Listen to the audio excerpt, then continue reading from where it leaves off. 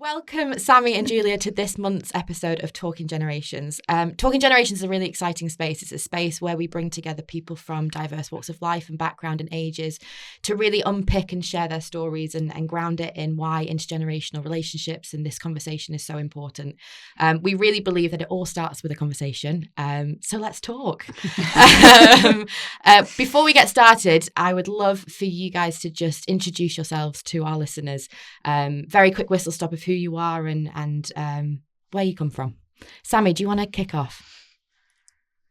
Sure. I am Sami Gichki. I come from an asylum-seeking background, so I grew up in the UK from the age of 10 till now I'm 21, and I really struggled with my mental health post sixth form because I had a lot of barriers into employment or further education. But that made me realise that there's so much that I can do in this world to make a difference and actually make an impact. And that started off in the cathedral with my social action of being a volunteer and just welcoming people and trying to speak broken Portuguese and different languages and being like, trying to be as welcoming as I could. And that slowly made me realise that I wanted to do bigger picture stuff and actually focus on strategy. So since then, I've transitioned into non-exec roles for a few organisations. So currently I chair a charity based in Manchester called Manchester City of Sanctuary. Then I'm a trustee for 4 charities, including Intergenerational England, and I'm a governor for 3 schools, and of course, co-chair of the I Will movement alongside Dame Julia. And when do you sleep? Sorry. I don't sacrifice sleep. Sleep is the most important thing ever. Brilliant. There's so much to delve in there, and we'll get into all of that. But before we do, Dame Julia, introduce yourself, I don't know please. how I'd follow that. I'm so impressed that the younger generation are so much better at sleep than the workaholics that I have grown up with. So who am I? I'm a... well, where do you start? I can't remember a time when I didn't have a cause. Can't remember when I wasn't fighting some campaign or other. And I suppose all my life has been working across different sectors. So I started in the business world. I was in British Leyland, Swindon Body and Assembly Plant at your age. 33,000 men on one site. When the whistle blew, the whole of the workforce, all male, got onto bicycles and cycled home for tea. So I've seen a lot of change over 50 years or so. I then went on, I ran the education side of an organisation called the Industrial Society. Then I ran as chief executive, business in the community. Then I went to work for the Prince of Wales, who'd been my fantastically entrepreneurial president at Business in the Community. And he had started a variety of charities and asked me to come and support him in how they were going to go forward and mainstream. So I did that for 10 years. I began to work in some of the poorest communities, but some of the most important in Burnley and Burslem and then Blackpool. I worked in for the last 8 years. So I'm a sort of charity junkie, really. It's a great description. But I'm very, very, very clear about the importance of it all starts with a conversation. And as I've just taken on chairing the National Lottery Community Fund, it all starts with community.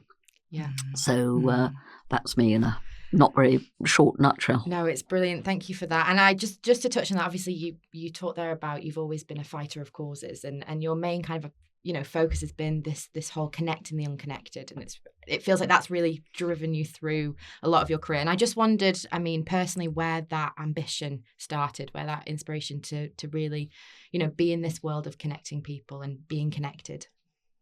Well, it's a great question. I suppose it started, actually, I'm a great believer that the first 5 years of your working life have an enormous influence on how you then see the world. And actually, those first years of working in industrial relations in British Leyland, where I was the most junior industrial relations officer what there could be, nobody more junior than the industrial relations department cat, basically. And therefore, I was allowed to roam absolutely non-stop across the tool rooms and the press rooms and the places where people were working. I mean, extraordinary work, basically banging metal on metal to produce cars. And I realised then how interesting, committed, of real value those people were. And I was horrified at how little notice management, all the powers that be, took of what they thought or what they knew. They never bothered to consult. They never said, why did we get that wrong on that shift? And so I suppose for me it began as to why don't we connect better in that instance with the workplace. But then as it went on, why don't the business world understand more about what's happening in schools, where we have such a critical responsibility for trying to help young people to prepare for the working world? How come the business world, some are great businesses in and out all the time, seeing what they can do to support, but why don't more people see the importance of that? And then when I started the I Will campaign, where the Prince of Wales had been absolutely passionate about all the different ways in which young people could be involved in their communities, could be more involved in social action, could see how they could contribute, how they could take decisions, make an impact. And we launched that in 2012 of its time. Very interesting, all-party group with Mr. Miliband, Mr. Clegg and Mr. Cameron, and the Prince of Wales, now the King. And we said then we were increasingly keen to put young people into the driving seat. And so 10, 11 years on, in fact, 10 years almost to the day, Sami and I met each other, where he was evolved through to be the co-chair of the I Will, what became the movement, and little old me, age 74, was told that I could be the co-chair alongside him. It was the most exciting opportunity. And he and I have done a lot together. I mean, partly on trains, partly in conference halls, but underneath it all, an understanding that actually we're both going for the same thing. I may bring slightly different experience, but he brings an experience which is absolute gold dust. And that's the key, isn't it? And it's such an epitome of what an intergenerational relationship is these, two people, two human beings that come from a different world but have this kind of grounding passion to connect people, to create social change. And Sami, just touching on some of the things that Julia mentioned there around the I Will and that journey you've had together, tell me how that's been for you and the relationship between the two of you, because I think that's what's so wonderful here. I think for me, I Will was something that just happened. I had no idea what I was applying for. I had no idea what I Will movement did. I did not even know what social action or activism was till I came in. And I was already doing all of this stuff. I just didn't know that this was what I was doing. So looking at context and how all I Will has been around, I was 9 when it was set up, for context. And now me being co-chair of a movement that has so much history, I think there's the pressure where I'm like, I need to make sure that it is sustainable and it's doing good work that it was set up to do. And that's where people like Julia come in, who are constant allies and supporters, and basically guide you through it and make sure that you have your own freedom and creativity in that as well. But I became an ambassador mid-2023 and then became co-chair 4 months later, because... Of course you did. They put the application out and I was like, I have no idea why I should apply for this, but I'm going to, because I really fell in love with the movement when we did our residential and figuring out that there's so many young people like me who were driving to make change, and still so often that we were being represented completely differently in other places, such as the media, for example. And I felt like I could make a change, so I went for it, and now I absolutely love I Will. And I feel like Julia has been there to support me, not just as a mentor or a guide, but also as a friend in some capacity, because I know I can always text her if I need something, if I need help with anything, and I know that she'd always make the time for me. And there's a lot I can learn from her because she has so much wisdom on a constant basis. And though she remains so down to earth and humble, I feel like she has so much to give.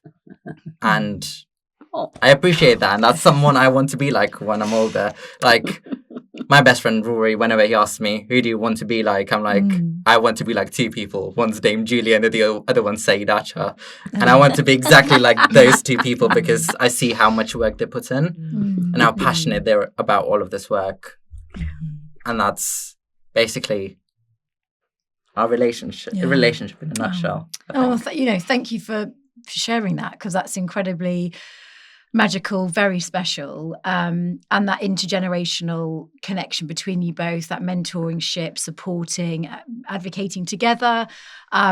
It's just so wonderful. It was scary to at hear. first. It was scary at first, being like, oh, I'm going to be working with a dame. This is very scary. And it's a very pantomime activity. Yes, I had a few meetings beforehand and they were like, Julia's lovely, but she is a dame, so be careful of that. And then I went into the conversation with Julia and she was like, oh, we're just two normal human beings having this conversation and both have the same vision and the passion. So I think everything just flourished from there.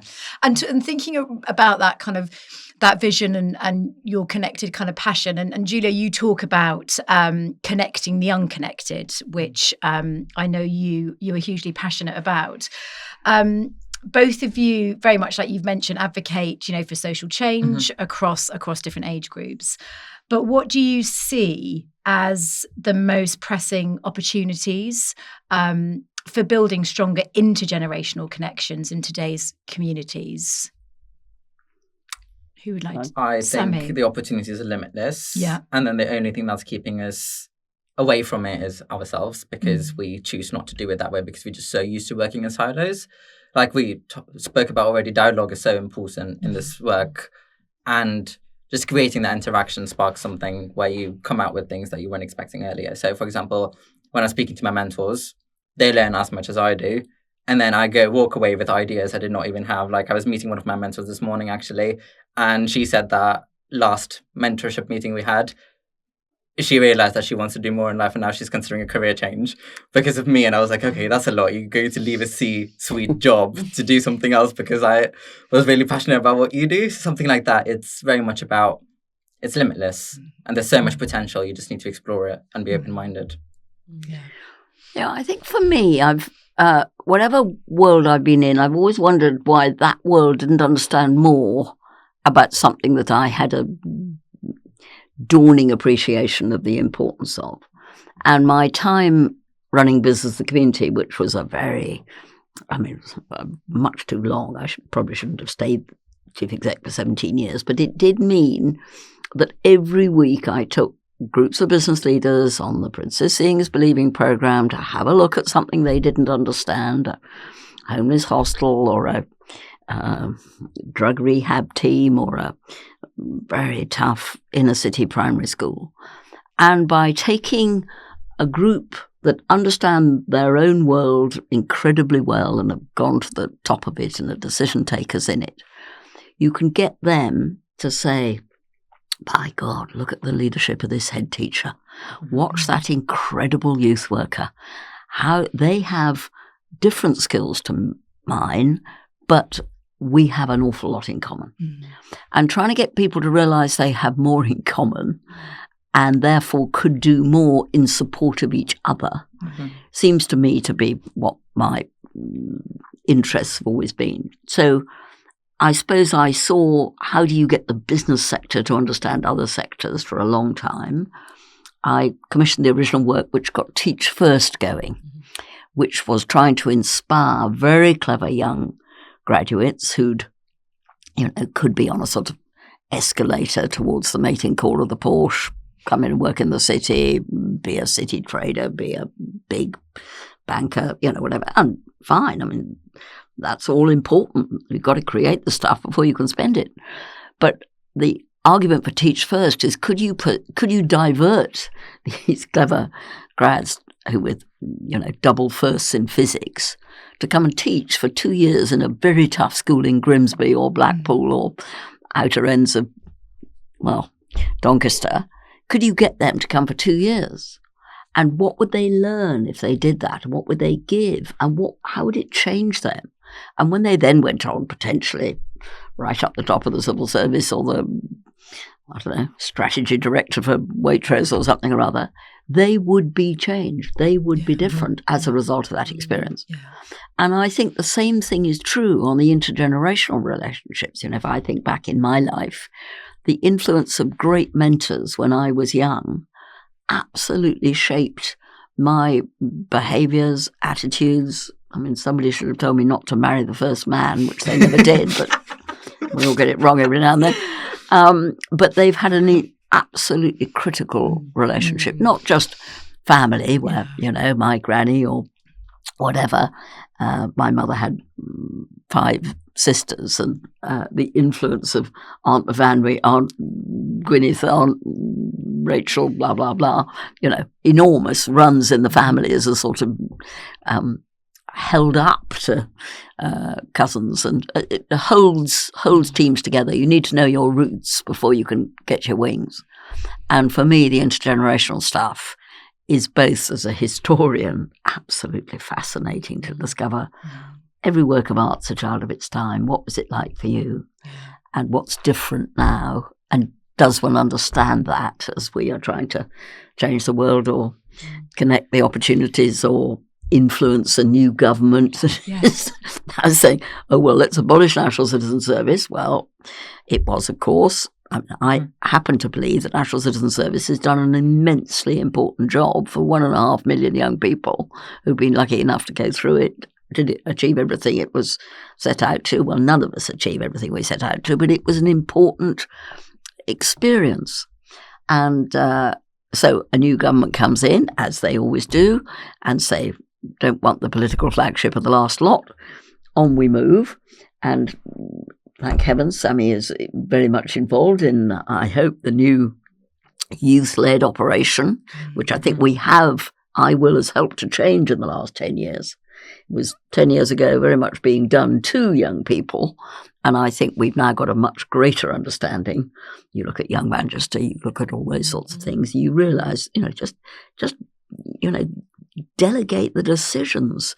Pitt was 24, for God's sake. Why do we not believe that this generation can shape the future? There's so much there, and I just wanted to touch on, that sort of historical, cultural backing of this intergenerational way of living. And I think it's really important to mention that in the UK specifically, we are one of the most age segregated countries in the world. Just naturally, globalization and demographically, we're shifting, but we're shifting apart almost. And a lot of the structures and policies and strategies are very much framed to kind of exacerbate that. Let's keep people in these boxes, whether it's, that Gen Z rhetoric around everyone's woke and lazy, or the baby boomers are stealing the houses. It's very kind of encompassed around, the media and politics. And I just wondered, of course, there's incredible organizations, like I Will and others that are in this field, but there feels like there is friction, and there's a societal friction at a real community place-based level, where, we are not meeting, and those spaces that you talked about where mentorship and empathy and respect are being built are not as common as I think we would want.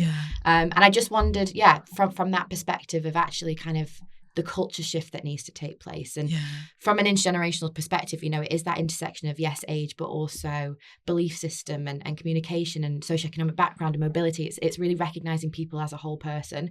But what do you think needs to happen, and why have we lost that kind of shift? And I was just going to add to that, what we found also at Intergenerational England through our extensive research over the last 2 years, also that boards are very, age segregated, not diverse enough. Funding streams are very much in boxes, whether it's older people, younger people, So it's on every level. That's what we're kind of, how do we change that on every level of this system, creating this new, interconnected, so intergenerational framework systems, ecos, whatever you might want to call it, but it's more intentional and it places the value on it, but on every level. For us, we have the pillars of focus around workforce, health, research, and we're actively doing pieces within those strands, but how do we do it? What are your thoughts? Well, first of all, you set up Intergenerational England. Brilliant. Because unless you've got something which is making the case, people don't realise that they've got themselves, as is always the way, into boxes that feel comfortable together. And some of that, I suspect, one of the things, Sami and I, were you there? I think you were, Sami, at a very interesting gathering that the last Secretary of State for culture, media and sport had with young people to consider where were we on young people. No, Samuel was there from Manchester, that's right. And in that conversation, somebody said to me, what had changed over the last 10 years? And I said, what's changed is we know we have far more evidence than we had 10 years ago. This has been the great drive of, actually it was Gordon Brown who found the money down the back of the sofa to set up the Education Endowment Foundation, and then the Youth Endowment Foundation, and then all that. Lots more evidence. But it's all got targeted onto particular groups. What do young people think? What does Gen Z think? What does, what's the trouble with social care, all of which by definition is over 75, 80-year-olds. We've got too atomized as a society. And Intergenerational England now has the opportunity to start identifying that actually young people and older people have an enormous lot in common and an enormous lot to contribute to each other. But where are the spaces where it mixes? So you now see primary schools with enormous barbed wire around them to prevent anybody getting in because we're so, maybe rightly, frightened of prying paedophiles. But if that means that grannies don't come into the school to be part of a intergenerational day, we are the poorer for it. And you find all sorts of things where, under 18s not allowed, over 60s not welcome, and we've got to muddle all that up. Jeff Mulgan, who was one of the great thinkers in the 80s, always used to say, what do we need to do to change society? We need to muddle it up better. And that was one of the things that the National Citizen Service did well. I remember doing the evaluation of what was the social action that young people most wanted to take part in. Interestingly, it was going to run a Christmas concert in an old people's home. And if you actually look at some of the extraordinary work going on in a very few places, and it needs to be in many more, where you put down, 2, 3, 4-year-old nursery schools on the same site as social care operations for older people, that actually brings joy to everybody. And so we've got to be much more intentional. And the work you've been doing in Surrey, and we hope is getting going in Manchester, and there are other places across the country which are doing this well. For me, workforces is absolutely key. How organisations run their relationships with each other is a critical part of competitiveness, achievement, fun, joy, making this a place which actually, people come to work, of course, but they come to work to be part of a team and to be part of a community. Yeah. And actually just on the workplace point, we've been doing a huge amount of work in the workforce arena. And statistically, for the first time, we've got 5 generations in the workforce. It's never happened before. People are working longer. People are entering the workforce at different stages of life. And I think, again, it just brings that intergenerational piece is that real life course. So, looking at people right here, this is intergenerational, not thinking about this polarizing as well, the stigmatized way of what we think intergenerational is, but actually it's a framework and it's a way of living that is inclusive of all of us, and we all have a part to play in it. But I think the workforce, as you said, is so interesting. And there's an economic piece around that, around recruitment, retention, productivity within that space. But for us, and again, it'd be interesting to hear your thoughts, and Sami, I think from that youth perspective as well, is creating those environments where there's equity of voice and equity of kind of insight and input around the table. And that's often, I think, there's been, and Julia, you talked about when you started in the workforce and being right at the bottom of the pile and working your way up. I think there's this hierarchy of development and career that we still see a lot of. And actually a real missed opportunity of recognizing that nuance of age and how we can really integrate experience and understanding to actually better perform and better reach those outputs. And I just wonder, Sami, from your perspective, you sit in so many rooms, big rooms, and whether, there has been, whether unconscious or internal, external, but that ageist thinking or feeling when being in those rooms, because it's a societal piece, around the age in the workforce. But I what think do you think? When it comes to that, the biggest barrier is our own pre-configured biases. And that is normally reinforced by systematic biases. And that makes it difficult to create the dialogue to make a difference. But more often than not, when I go into a space for the first time, there's a lot of imposter syndrome as a young person. I feel like I'm the youngest person, and I probably decreased the mean board age by at least 30 years. And I'm like, it is difficult, and those spaces are not built for young people. They're not accessible. But I've found a way to basically work around that and work with it to fit into that box. And over time, once the dialogue's there, you've spoken to people on the board, you've created that trust and the respect, your voice suddenly gets being taken very seriously. And that takes time.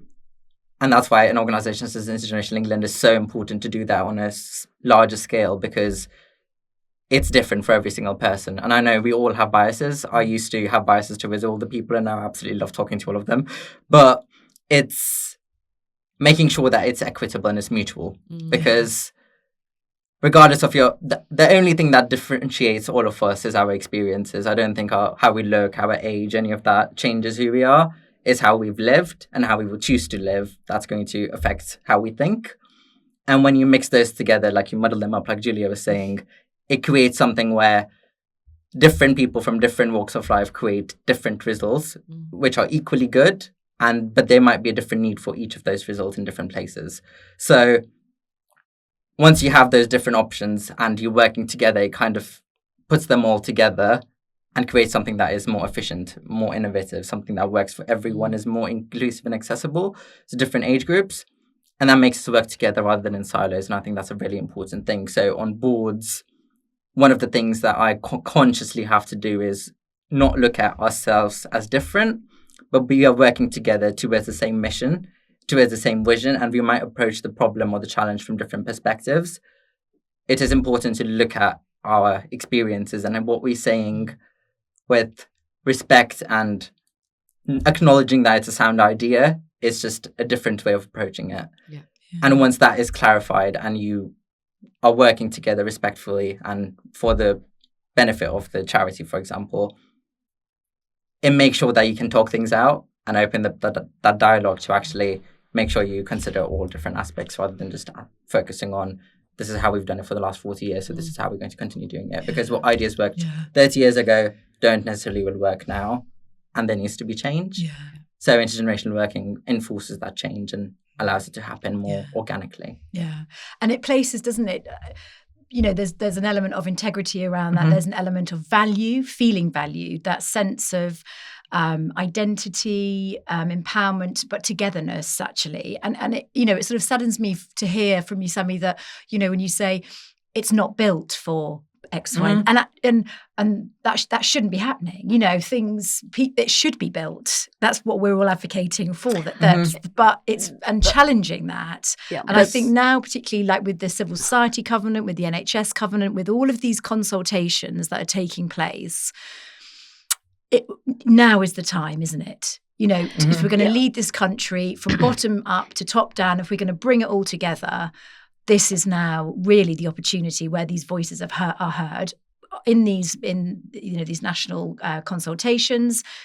I totally agree, Julia, with you. Actually getting the MPs, getting those from the DCMS, getting those from X, Y, and Z to come out and see and experience and be part of what an intergenerational hub project, youth social action initiative looks like. To see, breathe, hear it. Is what is needed. But there are barriers and there are challenges, aren't there? Yeah. Always. I mean, the pain of a new idea is, the greatest pain that many people face. And I think you have to live a very long time, as I have, to realise that between the front yard of British Leyland in 1972 to here we are in 2024 coming on to 5, the world has changed dramatically. But you don't see it, except in my experience, in decade chunks. So if you think in 2012, when we launched the I Will campaign, the idea that young people would be seated on the boards of important major charities influencing what they do and how they do it. I mean, that was a very, very new idea. Matt Hyde might have been getting that going at the Scouts with the work that he had done on Scout-shaped scouting, which was putting young people at the heart of the decisions and not, the older generation. There was evidence coming out of Manchester, where young Manchester had begun to get going because they'd happened to have a spare million, didn't know what to do with it, and managed it frightfully well themselves and handed it to young people and said, what would you do? And that became an example which began to be talked about. You've always got to have 2 or 3 pioneer leaders. And then we launched the I Will campaign, and we said that we would think that it would be surprising if decisions were being taken about how young people's support and services should be run, which didn't have young people on that board. And Virgin Money, up there in the northeast, stepped forward and said, right, we'll now put young people on our board. And they were the first lot, as far as I know, now chaired by Amanda Jordan, my co-founder of the I Will operation. And they began to show it could be done. I've always said there are 2 different ways of taking decisions in any society. You can do it like 2 different ways of making coffee. There's a cafetiere, the chandelier, as I would call them, take the decision at the top, seize hold of the plunger and plunge the message down, saying everybody in the NHS will do the following 9 things, preferably by 4 o'clock. And there's another way of taking decisions, which is about bubbling it up from the bottom, from the front line. And all my experience, the front line is the bottom line. They are the ones that make the greatest difference. And percolators generally make better coffee. Occasionally you will scold yourself, but actually it is better coffee because the grounds own the decision. Now, looking at the balance of power, you say, isn't it extraordinary that this should be happening like this? People who've got the power are very frequently not inordinately keen on handing it over to anybody else. And so what Sami and the I Will ambassadors and all the young people in St John Ambulance and Scouts and great schools where the Fair Education Alliance has done an amazing job in identifying the young people who really mind about making education fair and using them to be advocates in multi-academy trusts and in everywhere else. The more we hear young people's voices, the more we think, oh, they're making a frightfully good point. That would be a much better way of taking the decision. They're closer to the action. They understand what to do. And oddly enough, they appear to rather care about the rest of society as well. So actually, I think we've seen a change between 2012 and 2024. And the real challenge now with a new government with new thoughts, and they've had 14 years to think about it, some new opportunities to spread power more widely and generously. And I think we can begin to see signs of that. You've got laggards, you've got companies who won't take any notice of this at all, you've got voluntary organisations who don't appear to think that this matters to them in the least. And it's not just about the jolly old youth sector. It's about the big volunteer users. I mean, the NHS. Trevor Pears did a lot of fantastic work in backing youth volunteer orchestrators in particular NHS trusts.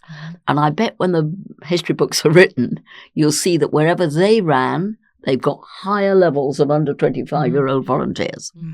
So you need data to show it's moving. You need a hell of a wind machine to persuade people that this matters, which is what Intergenerational England is all about. But you also need every MP, every new Secretary of State, every new permanent secretary if they're going to rewire Britain. I very much hope that the new Cabinet Secretary is thinking clearly about where are the young people's engagement in the advisory councils or the decision-taking places. You've got many more young MPs in this new drive. And some great people like Josh McAllister and others who started in Teach First, who've come right through. I would be targeting the under 35-year-old MPs to engage them in Intergenerational England in their places. But I'd be pretty clear that some of us who are older very much want to encourage and urge on this change. Oh, yeah. I would very much agree with that. I think there's a concept that people think that this is a chessboard and there's another team that will basically do the job if you don't do it, but this is not a chessboard. It's more like a puzzle and everyone plays a different role in it, but a very important role in it, because without a piece, the puzzle's incomplete.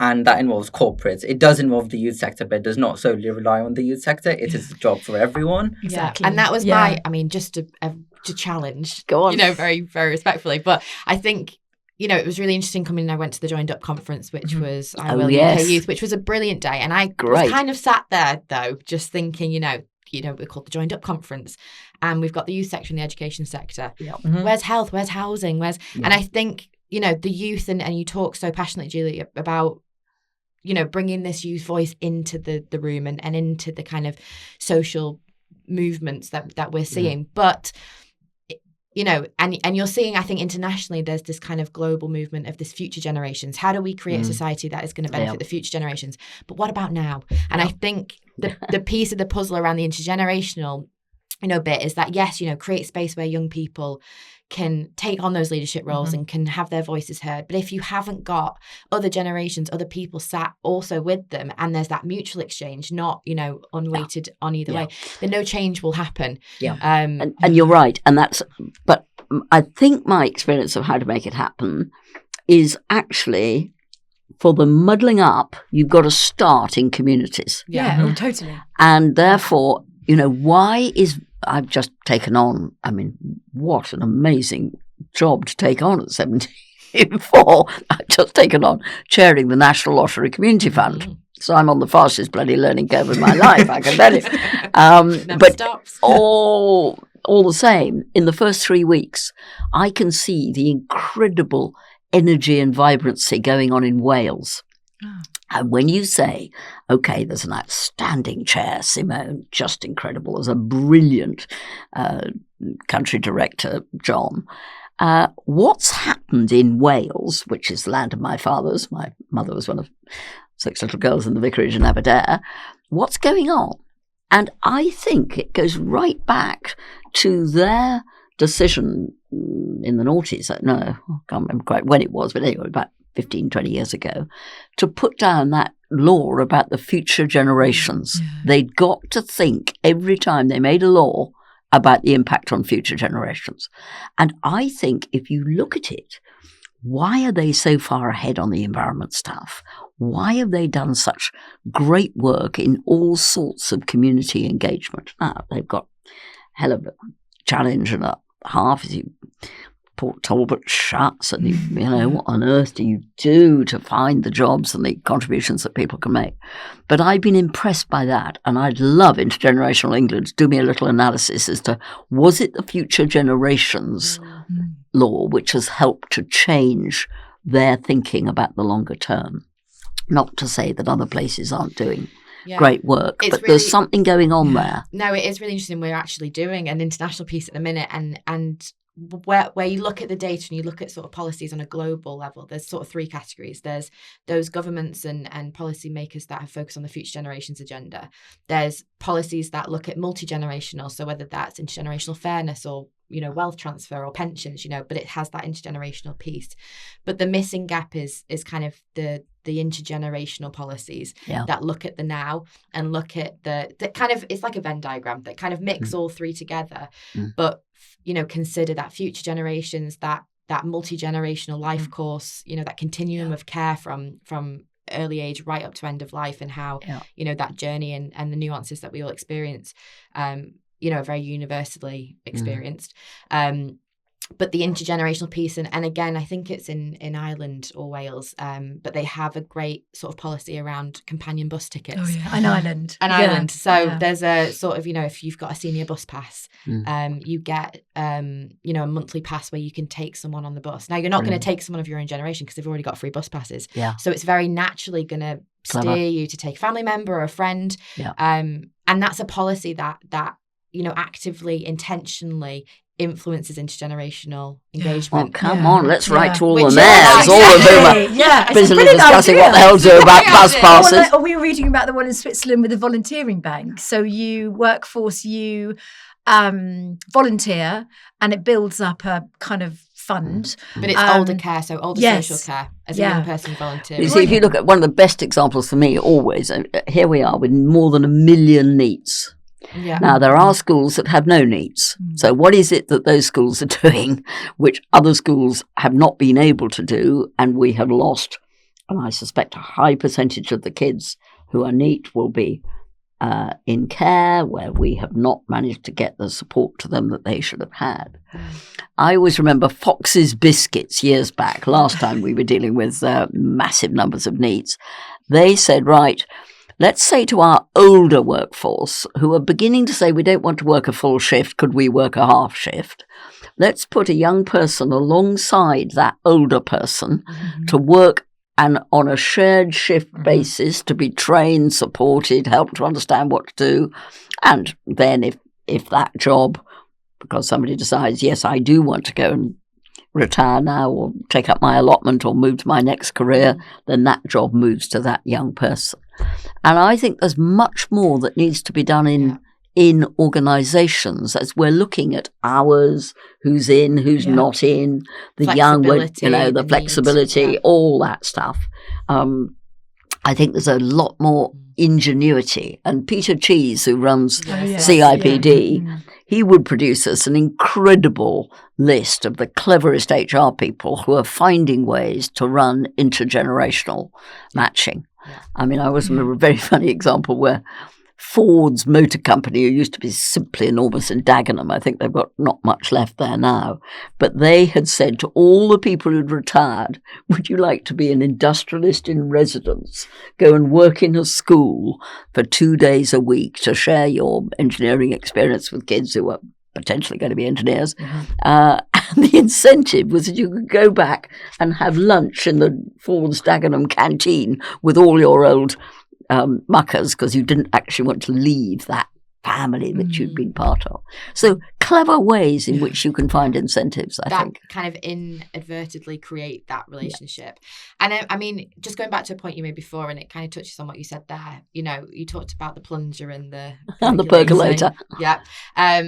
And, from our experience, we have obviously our intergenerational music making, which was this grassroots delivery body where we work across the UK, across borders, and it's that very place-based local delivery, working with communities to recognise diversity of need and then shaping approach alongside them.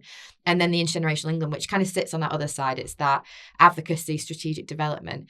Because we felt as an organisation that there's almost a glass ceiling for a community because the structures are not in place to be able to fully shift power to what's happening on the ground. And I just would question and almost ask your kind of insight into, everyone talks about let's shift the power devolution, it's about community voice. But in actual fact, nothing will change unless the people with the purse strings or the people with the power decide to make that choice. And so is it an education piece that they need to get on board with this for change really to happen? Well, can I have a shot, or do you want? No, go on. I can go. I think there needs to be a approach from both sides, because there's power in one place and then there's power that needs to be shifted to the other side, but you can't do it without the support of that. So while we're on the topic of education, I think regulators have such a big role. So I'm currently a governor for a secondary school in Manchester called Stratford High, and we have established that we'll never be considered an outstanding school by Ofsted because we're in a very deprived area, and we know that our young people will be worse off if they focus on the EBAC criteria rather than CBAC. So we don't force them to take languages unless they want to take languages. And that is a decision we've taken. And that becomes a barrier because institutionally, we do not meet the criteria or the tick box. On the other side, we were recently awarded the Thinking School Award by Exeter University, which I think only 96 schools have in the entire world. So when you look at that approach, you can see the difference in one saying that we're amazing and excellent, and then the other saying that there's room for improvement. Mm-hmm. And when you put that in place with young people, it's difficult. And again, goes back to the community-based approach, because some of our young people, they can't be studying as 4 languages whilst doing instrument on the side. These young people share shoes for PE. And when you come to that deprivation, it's very difficult to have the same approach across the board. Yeah. A young person at Eton is going to have a completely different boundary to a young person such as myself who grew up on a council estate in Manchester. And someone who's had that privilege is able to see themselves in the Houses of Parliament, but someone like myself in the past would not have. And that plays into the role. But you can now. I can now because there's so many people around me, and it's very much about representation and seeing people like yourself in these spaces, working together with people who are not like yourself. Then that makes you think that, oh, I can be in these spaces, and these spaces can be built for me. But that makes so clearly the example from Manchester. I've worked in Blackpool for the last 8 years, and I'm pretty clear that actually the wiring diagram at local level can be changed with enough determination and leadership that wants to change it. So you look at all the work that's been done in Blackpool by a great man called Andy Charles and a fantastic Christine Hodgson, who's chairs Severn Trent now, but is a Blackpool girl, and John Fallon, who's used to run Pearson's, who's now chairing the Blackpool Pride of Place board. And that's brought together the private sector, the public sector, the voluntary sector, civil society, to say, what do we do for Blackpool? Where's Blackpool going? Where could it go? What's its need? I mean, to some extent, we're at the top of every league you don't want to be top of. But actually, you begin to see over 7 years the energy and the drive between those different sectors and those leaders to promote Blackpool and make Blackpool more promotable. And we're on our way. We are getting there. Like Bradford's another example. And Bradford's another example. But in both Blackpool and Ipswich, the I Will teams of Blackpool and Ipswich are going to be the force that helps actually to bring young people's voice. I mean, some incredible work the Blackpool I Will team have done. Yes. And Stephen Skeet there in Ipswich. We just need more places where this percolator's bubbling up. And now we connect them to see what is the best practice that you've learned. So now what we're seeing with Blackpool is the work that took a decade to build in Ipswich is being done so rapidly in Blackpool because of the better practice. Yeah. And it's a really good example. I spent a lot of time in Blackpool in my days. My nan and granddad were from there. So it holds a real place in my heart. Yes.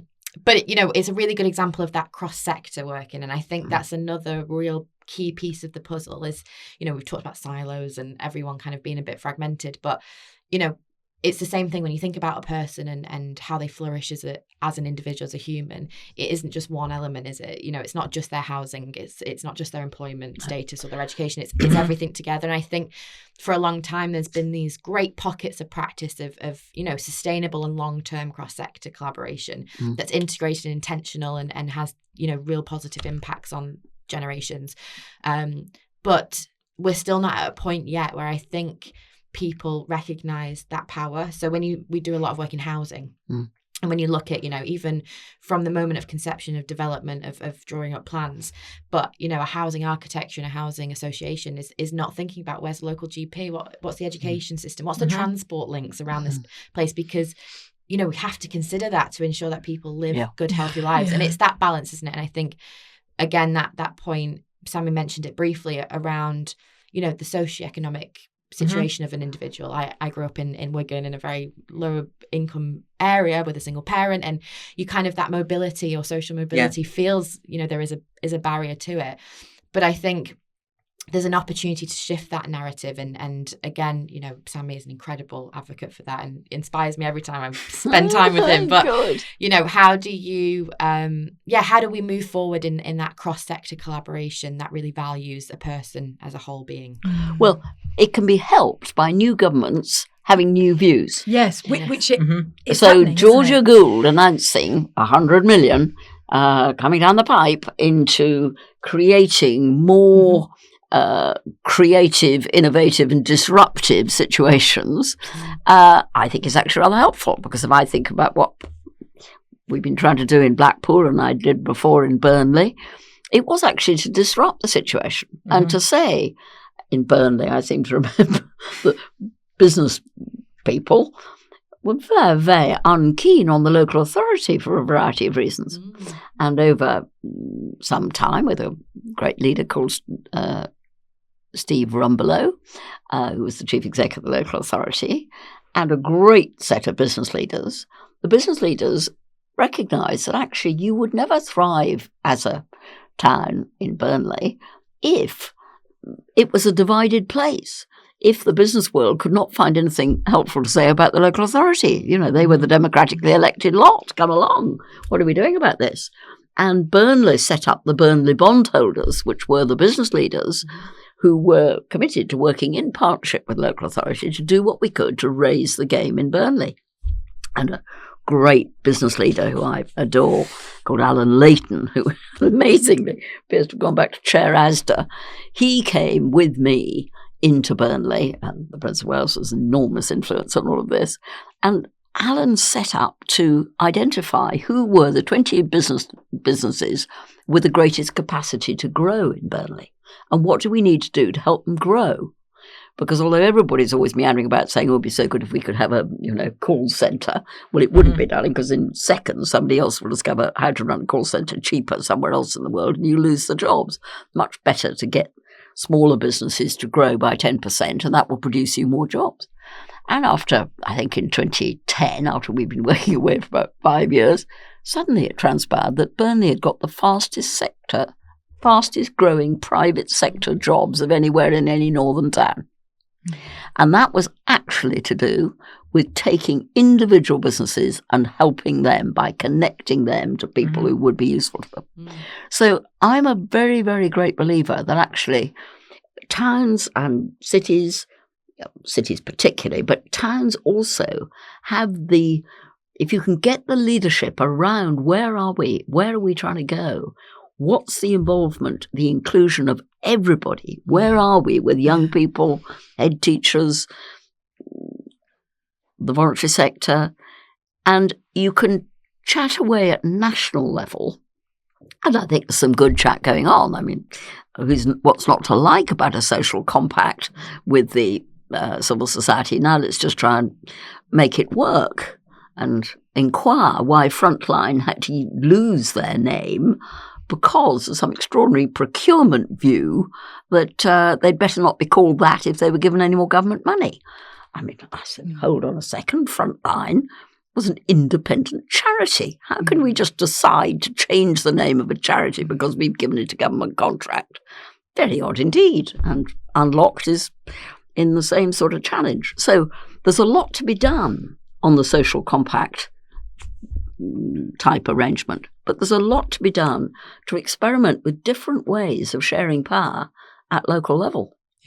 And I look forward to seeing where we are on getting real community leadership into the community wealth funds, where community entrepreneurs and the people around them take the decisions on how best do we spend this money. Yeah, we need to model it up. We do, and I think we've really seen it through our work with intergenerational music making on the ground. Particularly the elements that you talk about, that connection with, for example, our creative hubs that we run, which the lottery initially funded. Good. And we've done it in Surrey, we've done some test beds up in Manchester and throughout London. And that model, I think there's now an opportunity when the NHS and the 10-year plan and talking about preventative care back in the community, reducing pressure on the GPs, on NHS systems. A model like these creative intergenerational hubs not only connects sectors. So in our hubs, we have between 60 to 90 that come once a week. And in that session, they can engage in songwriting, music making, talking, having tea and coffee. Some of them, they do nature, music and movement, you name it. It's completely varied. But then we might have like Barclays Digital Eagle that might come and do a digital session. We have the Job Citizens Advice Bureau. Someone might come from there. We have social prescribers who come along. And it's just such a great example of connection on every level, actually, from age, from, inclusivity, sectors.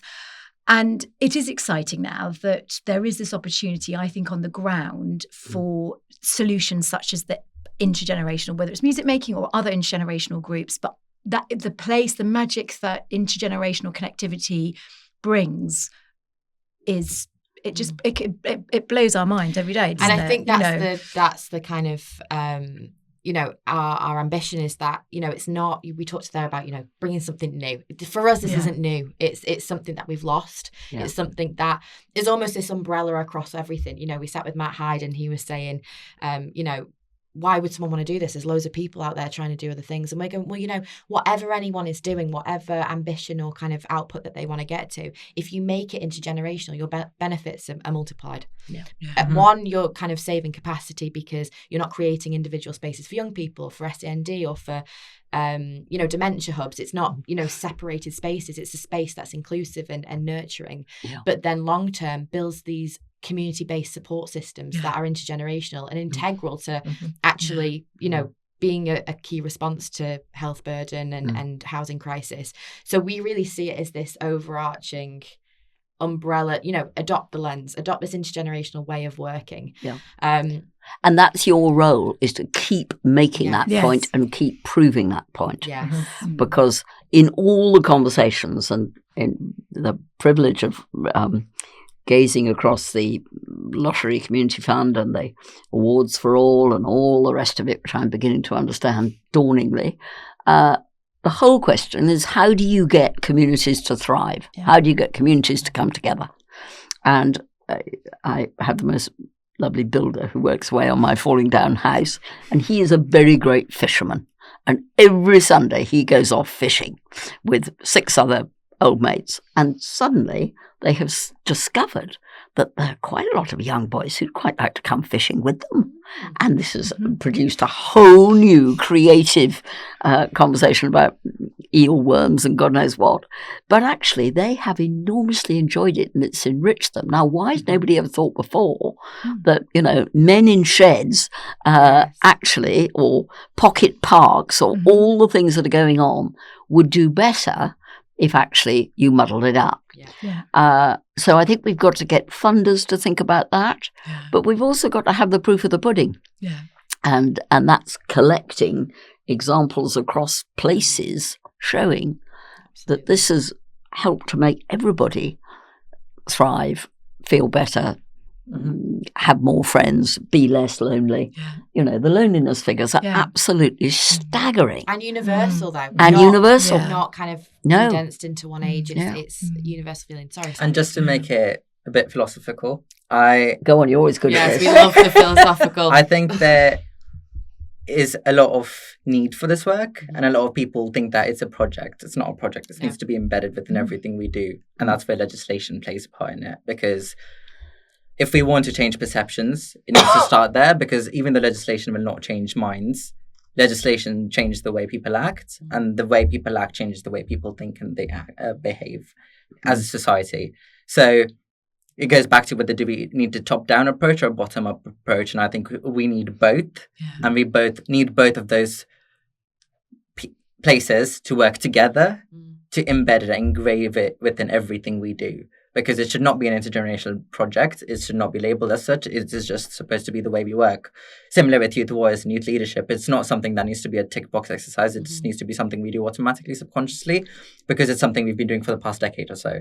So that shift will take time, but it needs to be catalyzed in a way where it's engraved rather than being tokenistic. Yes. And that is something that we can work towards. But we do also have to look at the social justice of a situation in which here am I living happily in my own house, which I bought 50 years ago, absolutely fine. And hardly any of those I know under 30 have got a hope in hell of owning their own house. I'm in that group. So I think there are some things that governments need to do about justice for young people, which I don't really think we've addressed. So while saying, yes, all come together, we're all one important community as we are, there are things, and whether it comes back to companion bus passes or whether it comes back to, you know, in Paris, as I understand it, the arrangements for older people offering students accommodation is an enormous incentive.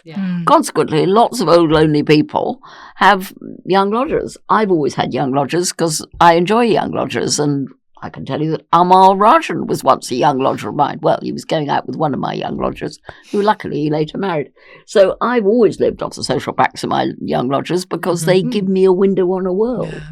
Why do we not do more to encourage that to happen, which would tackle some of the real issues about the cost of renting? And that's where social mobility comes in as well. Social mobility has historically been seen as a concept and no one's really believed in it, but now there's research going into it which actually proves that there's economic benefit to it. Yes. Like the new report by Co-op and Demo saying that there's 1.6 billion to be added to the economy just through social mobility. I think it's a big step to us recognizing that there is change that needs to be done, and that's where justice comes in. How do we make it more fair intergenerationally as well, to make sure that it is meeting the needs and it's equitable to not just old people or young people, but for all of them. And often when we think about intergenerational work, and we think about the old people and the young, but it's about everyone in the middle as well. Absolutely. How do we make sure that it's fair to every single person? And that goes back to making sure it's engraved within everything we do, just so it's not a second thought, but how we think. Across all ages. I think there's more to be done if one was looking at what we learned in the past, which we seem to have forgotten. I think we learned in the 80s that actually if people weren't in work, because either they couldn't get the jobs or they didn't have the skills, there was something to be said for getting people into some form of volunteering, which built their skills, built their connections, and built their self-esteem. We now seem to have given up on any of that stuff. And I haven't heard Labour talk about it, even though they were rather good at it in the old days. Actually, there's an enormous amount of voluntary work going on. And there is a line, rightly, about, well, people must be paid the rate for the job and young people should not be paid less well, and. But I think actually there are some things which we could do without sacrificing the principle that where you're in a job which is being paid, this is the rate for the job, and where you're in a job which is a voluntary activity, which if you got a proper job you would leave at once and blah, blah, blah, blah, blah. There's something about how we're seeing the voluntary contribution which I think we need a reset on.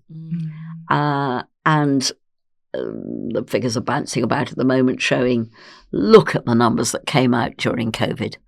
You know, give me a high-vis vest and I will go and orchestrate plunging, injections into the arms in order to try and stop the pandemic. And people came out in enormous numbers. There was that civic responsibility. And there was a real sense of pride about it. Now, I think this new government could do some resetting of what all this is about. I think we've done a lot on volunteering, and for us they're so vital to like the hub models and that sustainability model. But I think, and we worked on the big help out last year, and there was a whole piece around the narrative. And I think the language of how volunteering is historically presented is it kind of reaches a certain demographic of people, whether that's young people in a specific area or a specific stage of life, or kind of the older generation. But I think really, the government have a real, exciting opportunity to build a narrative of inclusion, of diversity, of opportunity in the volunteering world, and actually create a space where there's an opportunity for people to give in the way that they want to give. And that's, it's not Tuesday afternoon 2 to 4 serving soup. No, it could be. But there are lots and lots, I think, you look at the incredible work that Gary Trousdale has done in the great Lawrence activity of hackathons. I mean, they ran yesterday an incredible hackathon with hundreds of young people coming in to help use their skills and their talents and their ability on the tech to really drill through with the police what were the issues and what could the Metropolitan Police do better. And I think of course, it will be young people shaped. It will be probably more online. Oh, why do I say that? I don't know. Will it be more online? May not be more online. It may be more in person or more in parks or more with gym gatherings. I don't know. But I don't think we're doing enough to draw the the streams together of what is working and what would young people like to do. Also, while we're on the topic of equality, diversity and inclusion, I think it's also often becomes a barrier for organizations or government departments because they're like, we can't make it perfect, so we won't work on it. Yeah. Just doing a tiny step. For example, if you look at the environment sector, the diversity is very minimum. But that means they don't contribute towards diversity fully because they're like, we can't get it because it's not the pipelines. But when we're talking about EDI, we're not talking about it's about having representation. If there's a young person on the board for an environmental charity, even if they are white, that makes it more accessible for young people, regardless of their color. So don't be afraid. Organizations need to stop being afraid of taking the little steps, because it does compound and has a bigger impact later on. And that is something for all sectors, I think. Yeah, it's a great comment. I'm aware that we could talk all day long. There's so much to cover and, so much incredible insight. But just kind of coming towards the end, I'd love to just open the floor of any final comments or reflections or thoughts that you guys have, thinking about the current state of society, the opportunity with the new government, the intergenerational piece of the puzzle, and what that all means for you and for the wider context. And I suppose, and also just to add to that, what the call to action would be. Yeah. Well, my call to action would be to the head teachers of Britain, because I think actually the most democratic way to get young people involved in society is through their school setting. By and large, most people are in school. I know we've got terrible troubles in some places and quite a lot of schools where we're not getting the attendance that we should. And I suspect we're not getting the attendance because the offer is not compelling enough. And there are either other things which are preferable, or we've just fallen out of love with it and we don't think that it will matter. And it will matter. We really, really need in tomorrow's world to get some of the skills and literacy and numeracy and all the rest of it. So I think more head teachers are increasingly turning their schools inside out into their community, working in greater partnership with other bits of the civil society and the public sector. I'm so impressed up in Blackpool, where a great man called Alan Francis, who's the new head of the Blackpool FE College, has offered to the schools, and I heard this from Unity, a great school in Blackpool, he'd offered that young people 15 onwards who were finding school a bit tough, would they come and do some taster work one afternoon a week in the FE College, which would give them a different window on a world. And it's early days, but it looks as if that has been a real driver of new energy for young people who've fallen out with, am I doing an e-back?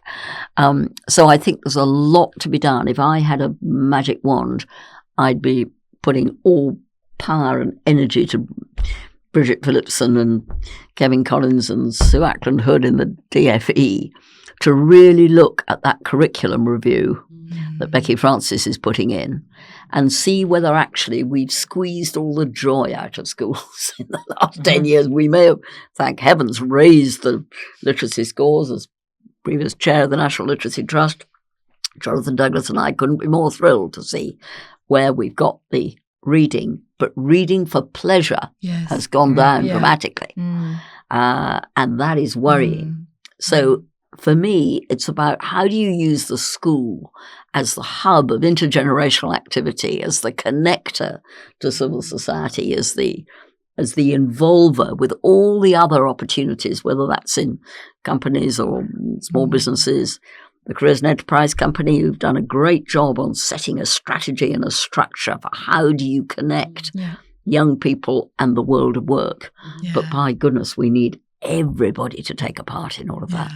So I'd get a welcome mat out in schools for the community, both to come in after 5 o'clock and to do the things that they could be doing. There, those bloody great climbing walls shut. There's all that opportunity And don't tell me it's all about insurance. Find me the insurance company who's refusing to insure after 5 o'clock, and I will pin them to the bloody wall.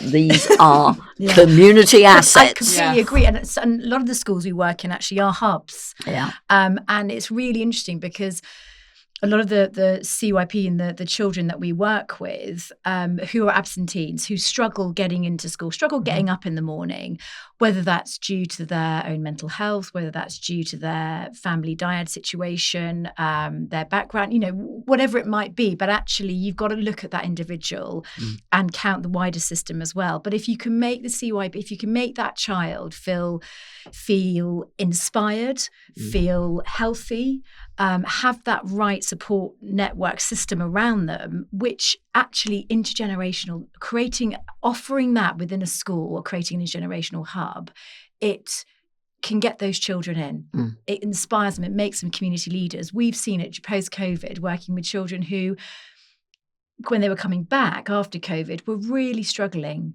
to come in. Their attendance was incredibly low, and we started bringing in local members from their local care home. We worked with these two incredible London drill rap artists, and we had 96-year-olds with 17-year-olds, and they shared their story. They shared their story of what COVID, the impact it had on them, on their families, their lives, what they wanted to see change, what was important. And they did it through rap, and they did it through drill music. And we had Snow and TP, and they were absolutely fantastic. And that moment of connection between those two groups and not only empowered them both, but their stories were heard and listened. And they still see each other now, these two groups. They've made that connection. They go in on the weekend now and see, and that's the key. I completely agree that tapping into those head teachers and seeing the potential that intergenerational can offer within that education system is huge. So we want it on the curriculum. We've had Ofsted reports saying we got an outstanding because we've done intergenerational, but it needs to be in the curriculum as well. So yes, I suppose I have two calls for action. The first one would be, if you create a system that is with the person who's the most excluded in mind, you are creating a system that's accessible for everyone. And that's something that we need to see within society as a whole. For example, in Manchester, we have a lot of skyscrapers now. There's so much wealth that is condensed into a really small part of the city. And there's young people in Wythenshawe, for example, you see these buildings from their windows, but they've never walked past them. They don't see themselves in those spaces. And those spaces are built in a way which is inaccessible to those people. So first, accessibility is really important. And the second, I think though the system plays a part, it's also very much about the individual. One of the things I constantly try to do is combat my own biases and prove myself wrong when I'm thinking about situations and people. So be aware of your own biases and what you have, and how try as hard as you can to fight against them. Because once you do that and put yourself out of those silos, you become open to working with other people who are not from the same walks of life to you and have very different experiences. And then that can change how people in communities work together. And it comes back to place. Once people in the communities are working together, it affects policy, it affects everything. That's the perfect way to end, I think. Our final point, and this is just to kind of take it back, obviously, this all began for us in grounded in music, and using music as this tool to start conversations and to bring people together. And my question right now to you both is there a song or a piece of music that takes you to a place or a moment of connection with someone that you'd like to share with us? God, no, I don't know. Have a minute. It's a big question. Julia. I had the most extraordinary experience of being made to do Desert Island Discs. Oh, well, Laura, made to. I was asked to, and it was absolutely fascinating. And it really forced me to think about bits of music which really meant something to me. And I couldn't quite decide whether the Lara's theme, which every time I hear it, I think of being taught by Miss MacDonald, who was the brilliant history teacher at Camden School for Girls, and all of us were just there at the Russian Revolution wearing our black velvet muffs. Is it that piece of music? No, actually, it's the Les Miserables song on Do You Hear the People Sing? Yeah. Because to some extent, that's what this is all about. This is how do you hear people sing in communities? about what matters to them, about what their connections are, about what their longings are, about how they connect with others to find the humanity that is always there. And I think, do you hear the people saying, started for me being in workplaces. How do you get managers or shop stewards to listen to what people are saying about what's going on the front line? But I think now it is about how do you hear different parts of society saying, how do we get young people onto the boards of charities which are seeking to do things for communities where they're missing the young people's voice? How do you get older people who have a lifetime of experience and contribution? How do you continue to bring their voices into how do we help Burnley thrive? So I think for me, it's, do you hear the people saying? Incredible. Yeah. And just thinking about that show makes me want to cry. It's it's the most beautiful show. Sami? Mine's a lot less complicated than that. I think I've always admired classical music. Because my social action journey started in a church, so I was listening to the organ being played every Sunday. So through that, I'm completely obsessed with Tchaikovsky and the Swan Lake specifically. And then the second part is that a few weeks back, I was sat at my partner's house and the dad was playing Tchaikovsky because I asked him to. And the way that it was connecting me and that person, because even though we're in completely different generations, it was really useful and it had something we could connect over. And then the third thing about that is classical music, everyone interprets it completely differently. And that shows the difference every single different person can add to it. To me, Swan Lake is about someone walking through their life. To someone, it might be something you listen to on a rainy day. To someone else, it might be a song that makes you sleepy and go to sleep. But all of those reflect how music can be a good medium to show different experiences and how people interact. Well, just there through one song, you get an insight into a story, a moment. It's such a powerful thing. I'd like to thank you both so much. I mean, we're so grateful to have this time with you and for your honesty and openness to, challenge and be challenged. It's what it's all about. Let's do that more. So thank you both so much. Well, thank you all so much. Power to you from the I Will movement. And Sami and I are thrilled about it. Thank you both. Thank you so much. Thank you.